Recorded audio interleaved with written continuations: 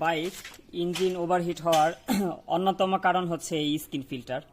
আমরা যারা হচ্ছে বাইক চালাই এবং অনেকেই বলে যে ইঞ্জিন ওভারহিট হচ্ছে। আমি ভালো গ্রেডের মোবিল ইউজ করি, তবুও হচ্ছে আমাদের ইঞ্জিন ওভারহিট হয়। এয়ার ফিল্টার চেঞ্জ করার পরেও হচ্ছে ওভারহিট হয়। তো আমাদের এই হোন্ডা শাইন এসপিতে হচ্ছে আমাদের মোবিল ফিল্টার থাকে না, এটা হচ্ছে স্কিন ফিল্টার। দেখেন স্কিন ফিল্টারের কি অবস্থা, একেবারে জ্যাম হয়ে গেছে।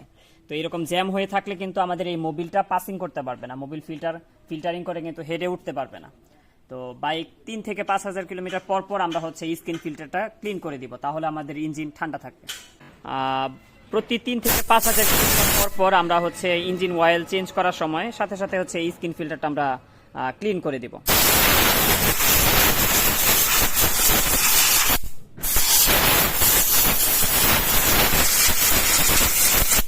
এরকম যদি সবসময় পরিষ্কার পরিচ্ছন্নতা থাকে তাহলে হচ্ছে ইজিভাবে মোবিল পাম্পিং হবে এবং ইঞ্জিন ওভারহিট হবে না।